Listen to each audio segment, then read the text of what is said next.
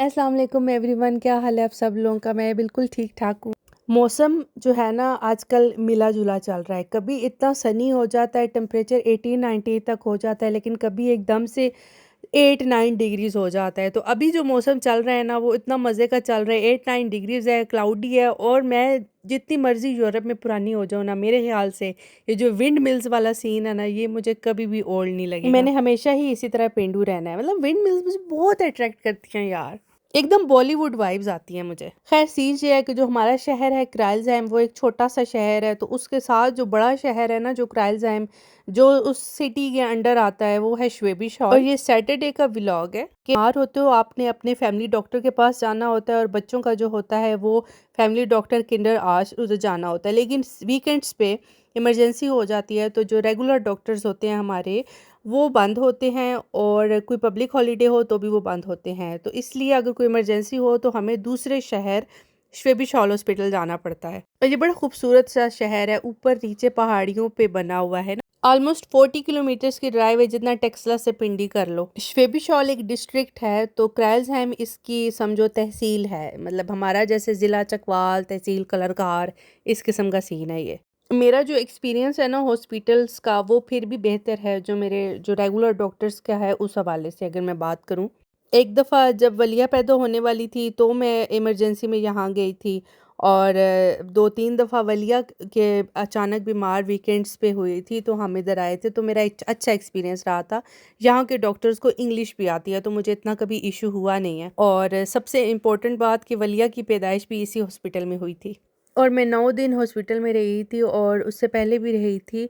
तो ओवरऑल मैं अगर बात करूँ ना, तो श्वेबिश हॉल हॉस्पिटल मुझे बहुत अच्छा लगता है in terms of their behaviour towards patients, और ओवरऑल जो ट्रीटमेंट है ना, मतलब डॉक्टर्स आपको सीरियस लेते हैं यहाँ पे। और चेरी ऑन टॉप यही है कि यहाँ के डॉक्टर्स को इंग्लिश आती है। हम लोग इसलिए आए हैं आज क्योंकि वलिया की तबीयत नहीं ठीक, इसको काफ़ी खांसी लगी हुई है, फीवर नहीं है, लेकिन खांसी ऐसी है कि ये वॉमिट करती है बहुत ज़्यादा, रात के टाइम भी और दिन के टाइम भी। जब भी इसको खांसी आती है तो मसला हो जाता है। तो फिर हमने कहा चलो सैटरडे है तो चलते हैं श्वेबिश हॉल, देखते हैं वहाँ के डॉक्टर क्या कहते हैं। यहाँ पे जगह जगह लिखा हुआ है क्राई साल, और क्राई साल देख के ना मुझे बहुत अजीब सा फील होता है। जिनको जर्मन आती है ना वो समझ गए होंगे कि क्यों अजीब फील होता है मुझे। खैर ये खगूरे हमें भी लगे हुए हैं, मुझे भी लगे हुए हैं, उजैर को भी लगे हुए हैं, हम तीनों को ही खगूरे लगे हुए हैं।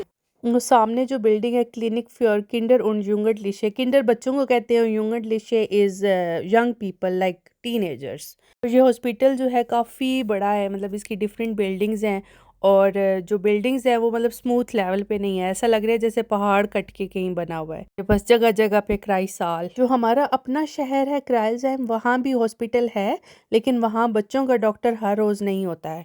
और मैं भी 1-2 दफ़ा बीमार हुई थी, इमरजेंसी में गई थी, तो मुझे कोई ख़ास ट्रीटमेंट नहीं मिला था, क्योंकि उनके नज़दीक आलसिस नॉर्मल होता है। तो इस हॉस्पिटल में फिर भी मुझे लगता है बेहतर है वहाँ से सिस्टम। ये तो ख़ैर आप किसी भी क्लिनिक पे चले जाओ, डेंटिस्ट के पास चले जाओ, कहीं भी चले जाओ, बच्चों की एक्टिविटीज़ आपको हर जगह पे मिलेंगी, और ये मुझे यहाँ की बहुत अच्छी बात लगती है। ये जो अभी आपको सामने नज़र आ रहा है पूरा एक 3D आर्ट टाइप कह लो, इसको इसमें कॉइन्स डलते हैं तो ये प्ले होता है।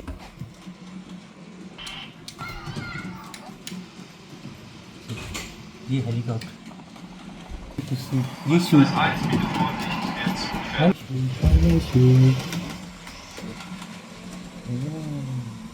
Autos. Out Die alle Autos.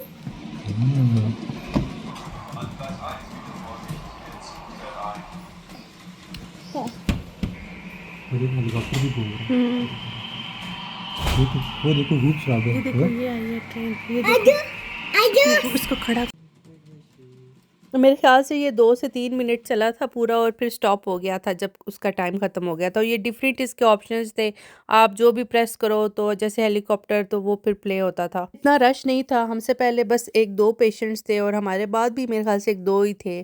कोई नहीं इतना रश था, आराम से बारी आ गई थी।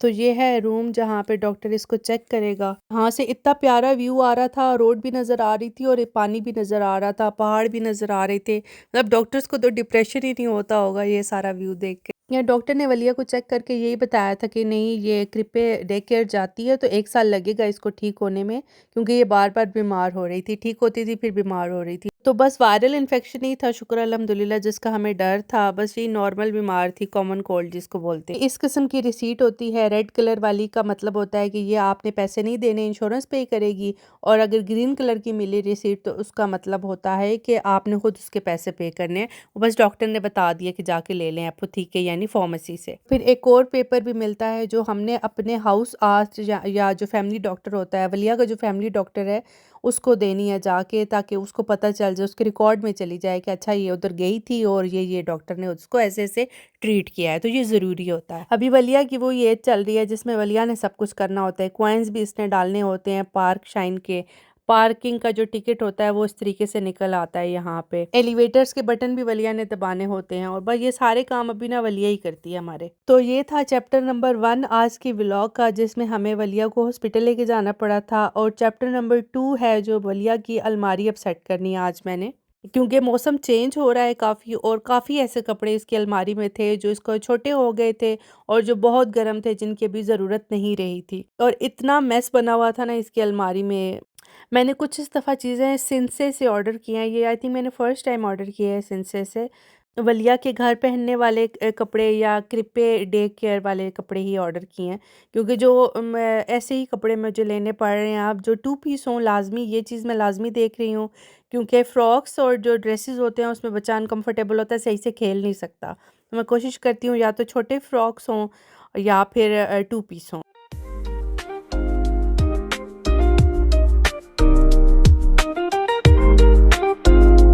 मैंने वलिया का ये ऑर्डर किया है समर्स के लिए 3 पीस। इसकी कैप्री है और फ्रॉक है बहुत प्यारा सा, और साथ हेडबैंड है। ये मुझे वैसे 9 यूरोज़ का था, लेकिन जो सिंसे पे ना हमेशा कोई ना कोई रबाट सेल चल रही होती है, तो ये मुझे फिर मिला था 6 पॉइंट समथिंग का। और ये स्वेटशर्ट्स थी 2 पीस। ये 3 पजामे जो मैंने स्वेटशर्ट्स के साथ मिक्स एंड मैच किए हैं, ये भी आई थिंक 6.74 यूरो के ही पड़े थे मुझे। और एक ये 2 पीस ये स्वेटशर्ट है और इसके साथ पजामा है, ये स्वेट क्लाइड इसे बोलते हैं आई थिंक। ये मुझे 6 यूरो में पड़े। ये 25% ऑफ पे सब मुझे मिले हैं। देखने में तो क्वालिटी अच्छी लग रही है, वॉश करके पता चलेगा कि कैसे निकले, लेकिन मेरे ख्याल में ठीक ही रहेगा, क्योंकि प्राइम मार्क पे भी यही कुछ पड़ा हुआ है और प्राइम मार्क हमारे शहर से बहुत दूर है। तो बस इस दफ़ा मैंने सिंसे से कुछ लिए हैं इसके नॉर्मल कपड़े, और जो कैजुअल कपड़े हैं, और कुछ किक से ले लिए हैं। ये अलमारी के हशर नशर बिगड़े हुए हैं मेरे। अभी मैं सेट करती हूँ, कुछ बाहर निकालती हूँ, देखती हूँ क्या करना है। अभी आपके सामने ही करूँगी जो भी करूँगी। अभी मेरे ख्याल में विंटर दोबारा से नहीं आएगा। अगर आया बस अब ज़रूरत होगी भी तो स्वेट ड्रेसेस की होगी, स्वेट शर्ट, स्वेट पजामे या पतली सी स्वेटर्स है। बाकी गर्म थर्मल कपड़े, फ्लीस वाले कपड़े और मोटी स्वेटर्स, इनकी ज़रूरत नहीं रही है। ये जो अलमारी है ना, ये तो मैं कहती हूँ कि बहुत ज़रूरी है बच्चों के लिए। मतलब मैं अगर किसी को रिकमेंड करूँ, मैं उन्हें यही कहूँगी कि आप बेशक टॉयज़ ना लें बच्चे की पैदाइश पे, कपड़े मत ख़रीदें, कुछ भी ना लें, लेकिन एक अलमारी ज़रूर लें उसकी, क्योंकि बहुत सुकून हो जाता है। और ये रोलर की अलमारी है, 70 यूरोज़ की मिलती है। ये अभी भी रोलर पे पड़ी हुई है।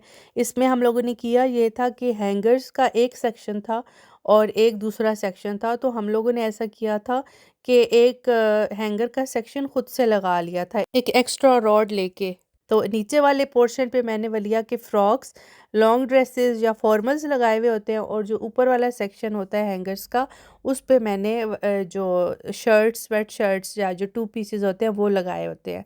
और ये हैंगर्स मुझे अमेज़ॉन से मिल गए थे आराम से, मगर सेम तरह की चीज़ मैंने बाद में टीमू से भी ऑर्डर की थी, क्योंकि हैंगर्स कम पड़ गए थे। तो टीमू पे मुझे सस्ते पड़े थे और क्वालिटी भी सेम थी, कोई डिफरेंस नहीं था। लेकिन मैंने टीमू से जो अपने लिए ब्लैक हैंगर्स ऑर्डर किए थे और अमेज़ॉन वाले, उसका कंपेयर करूँ तो अमेज़ॉन के ज़्यादा अच्छे थे, टीमू के वो अच्छे नहीं निकले थे। अब मुझे भी ये राज समझ में नहीं आया ये क्या बात है।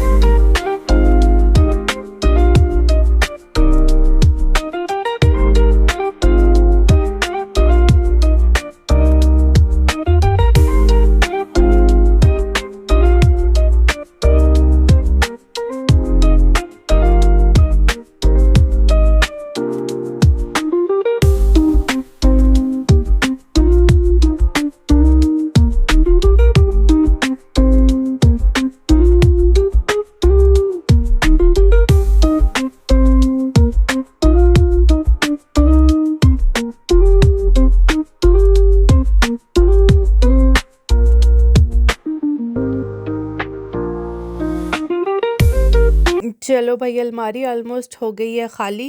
कपड़े सारे मैंने सॉर्ट आउट कर दिए हैं और ये भी देख लिया है कि रिसाइकल कौन से करने हैं, और कुछ कपड़े ऐसे रख लिए हैं जो मुझे लगता है नेक्स्ट सीज़न में काम आ जाएंगे। जिनकी बाजू अभी भी वलिया को थोड़े थोड़े बड़े थे वो मैंने रख लिए हैं, और जो मुझे लगता था नहीं बहुत छोटे हैं हो गए हैं अब तो ये नहीं है, तो वो मैंने अलग कर दिए। तो ये इस तरह की जो 2 बास्केट्स है ये मेरे ख़्याल से मैंने IKEA से ली थी, नहीं बल्कि एक्शन से ली थी, सॉरी। एक में मैंने जीन्स रख दिए हैं और जो जीन्स मटेरियल के सारे पजामे होते हैं वो रख दिए हैं, और एक में मैंने सारे जर्सी के पजामे रख दिए हैं सारे सॉर्ट आउट करके। बास्केट्स में थोड़ा मुझे लगता है कि सही ऑर्गेनाइज हुआ रहता है और इजीली निकल भी आती हैं। और ये वाली एक बास्केट है, इसमें मैंने सारे वलिया के स्लीप सूट्स डाल दिए हैं जो रात को सोते टाइम पहनती है। बास्केट ज़रा लो मेंटेनेंस लगती है मुझे, मतलब अगर चीज़ तय नहीं भी हुई भी ना, थोड़ी मैसअप हो गई है तो फिर भी सिमटी हुई लगेगी। और ये वाली जो बास्केट है इसमें सारे मैंने लेगिंग्स डाल दिए हैं, जो लेगिंग्स छोटे हो गए हैं वो मैंने अलग कर दिए हैं, और जो लेगिंग्स मुझे लगता है कि नहीं अभी चलेंगे वो मैंने इसके अंदर डाल दिए। जो नीचे वाली तरफ मैंने कपड़े हैंग किए हैं वो सारे फॉर्मल्स हैं और फ्रॉक्स हैं जिनकी लेंथ थोड़ी लंबी है, वो सब मैंने लगा दिए हैं इस तरह 1 बाय 1। ये वाला रॉड हम लोगों ने खुद लगाया था, और इसके सारी मुझे लगता है एक्सेसरीज OB से मिल गई थी ईजीली।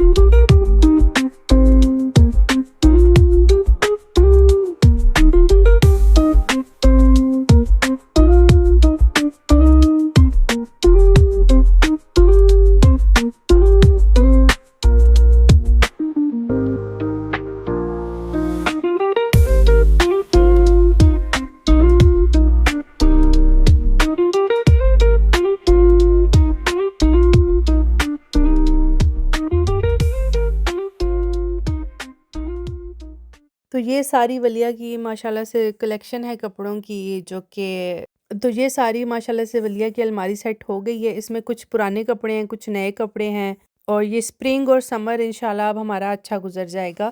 इसका सारा सिस्टम ठीक होना तो फिर मुझे भी सारा मतलब आसानी रहती है। मेरी अलमारी चाहे बिखरी हुई हो लेकिन इसकी सब कुछ चीज़ें जगह पे होना तो बस ठीक रहता है। ये कुछ कपड़े तो मैंने आपको दिखाए भी थे, आई थिंक H&M का जो व्लॉग मैंने डाला था, और कुछ मैंने किक से बाय किए हैं, और कुछ जो हैं वो अभी मैंने सिंसे से लिए हैं। वो अभी मैंने हैंग नहीं किया, वो अभी मैं अभी करती हूँ। और कुछ जो फालतू चीज़ें हैं जो जैसे बैग और हैट है वलिया का, वो मैंने इसी तरह की दूसरी बास्केट में अलमारी के नीचे रख दिया। और ये सारे वो कपड़े हैं जो रिसाइकिल करने हैं, और ये सारे वो कपड़े हैं जो मैंने नेक्स्ट सीज़न नेक्स्ट विंटर्स के लिए इंशाल्लाह ज़रूर वलिया को काम आएंगे, ये वो रख लिए हैं। तो ये है वलिया की अलमारी की फ़ाइनल लुक माशाल्लाह से। मेरे ख़्याल से जिनकी बेटियां हैं वो रिलेट कर सकती हैं मेरे साथ कि कितनी ज़्यादा खुशी और एक्साइटमेंट होती है जब आप अपनी बेटियों की छोटी-छोटी चीज़ें सजाते हो और डिसाइड करते हो। अल्लाह ताला मेरी बेटी समेत सबकी बेटियों के नसीब बहुत अच्छे करें। माँ बाप तो अपनी हर तरह तरीके की कोशिश करते हैं, लेकिन अल्लाह ताला भी उनके नसीब बहुत अच्छे लिखे, आमीन। ये जो अभी मैंने सिंसे से ऑर्डर किए हैं, अभी आपको जो पहले दिखाए हैं वो भी मैंने अलमारी पे लगा दिए हैं। आई होप आपको मेरा ये व्लॉग अच्छा लगा होगा, और जो पेरेंट्स कंफ्यूज रहते हैं कि अपने बच्चों की अलमारी कैसे सेट करें, उनको थोड़ा सा आइडिया हो गया होगा कि इस किस्म के हैक से वो अपनी अलमारी बेहतर बना सकते हैं बच्चों की। मिलते हैं इंशाल्लाह नेक्स्ट व्लॉग में। अपना बहुत सारा ख्याल रखिएगा और मुझे दुआओं में याद रखिएगा, और माशाल्लाह कहना मत भूलिएगा। ओके, अल्लाह हाफिज़। ओके, बाय, चाओ।